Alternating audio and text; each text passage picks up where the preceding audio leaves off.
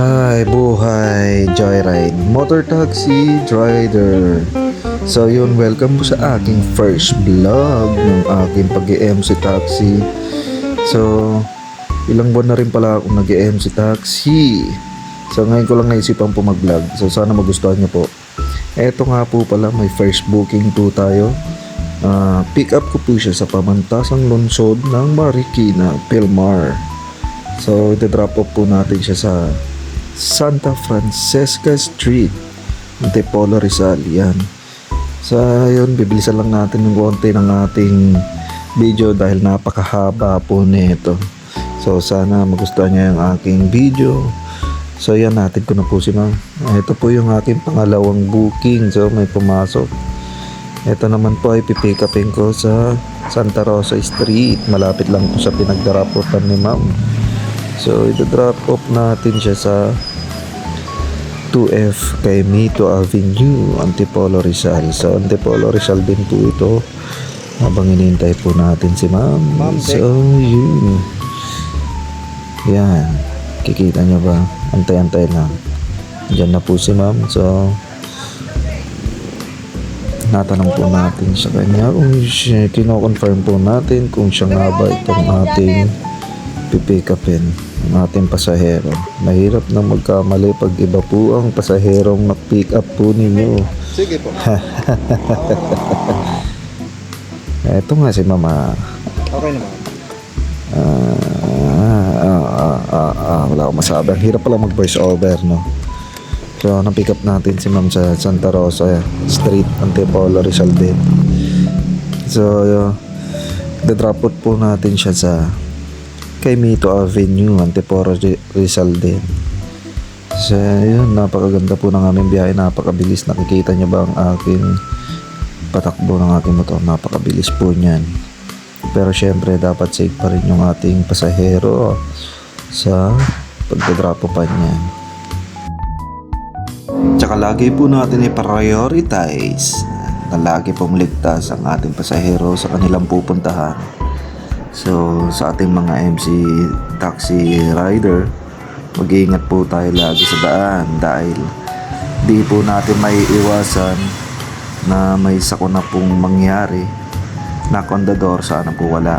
Dapat lagi po tayong alerto sa ating pagmamaneho sa daan. Ayan, so eto po, kikita nyo po yung aking fast forward video dahil napakahaba po talaga na itong aking video na to. So pinas forward ko na lang. Ayan, pasok na po tayo, malapit na rin po tayo sa drop off ni ma'am. So yan, abang binabaybay po namin ng kanyang drop off. So, yun. Medyo tahimik nga lang si ma'am. So, yan. Medyo malapit na po sa kanyang drop-off. Lumampas pa naman kami dyan.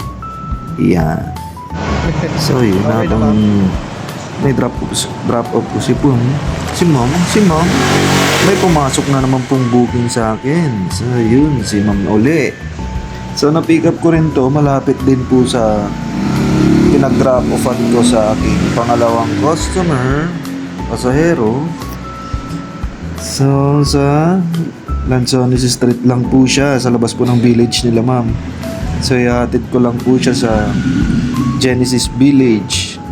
Yes, ay Cainta, Rizal. Yan. Ito nga, at kaganda drop off lang po natin sa ating pangatlong pasahero. May dumating na naman pong booking na bali pang-apat. So, pipick upin lang po natin siya sa 40 Macopa Street, Antipolo. Yan.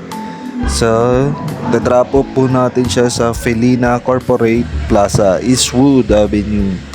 So, yun, tuloy-tuloy nga ang aking booking, no? So, sana araw-araw ganito. So, yan. Dito na po pala si ma'am.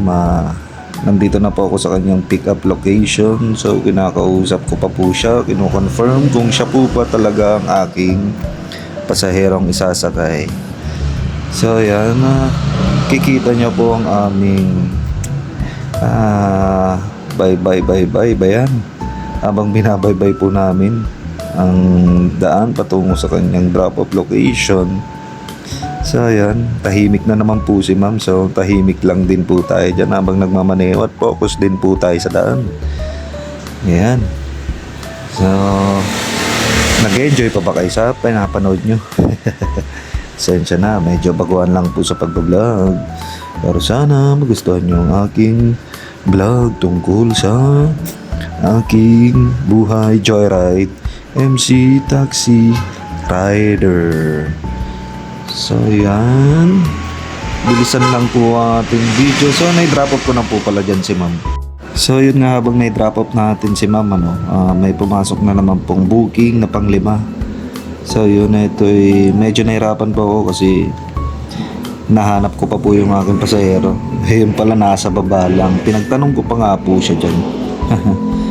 So yun, nakita ko na po siya. Pupuntahan na lang po natin. At ito na nga po ang aking pang-5 customer, pasahero.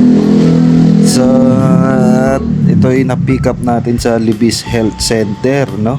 Sa Yolehio Rodriguez Jr. Avenue. So kanyang drop-off ay sa Jackliner Epifanio de los Santos Avenue, Diliman, Quezon City po ito.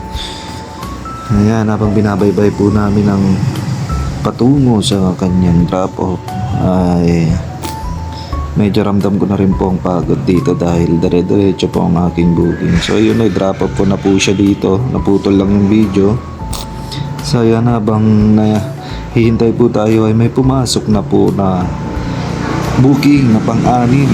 So yun, pupuntahan ko po si Sir sa San Isidro Labrador Parish. Yes, sa Peñahan. So sa Diliman din po ito, Quezon City. So ito po ang pinaka medyo long ride po ito. Medyo malayo-layo po ang biyahe ni Sir dahil da-drop off po natin siya sa San Pascual Street, Quezon City. So almost 30 minutes biyahe po ito. So medyo nakakangalay po sa ating braso. At konting tiis na rin para pumayatid natin ang ating customer na pasahero po natin. So yun, malapit na po kami dyan sa kanyang drop off ni Sir.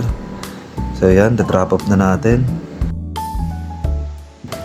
At nakalipas ang gabi, yan, pahinga na po tayo dahil pagod na po tayo sa biyahe. So yan, sana nagustuhan nyo yung aking first vlog, mga kuys. So yan, bye bye.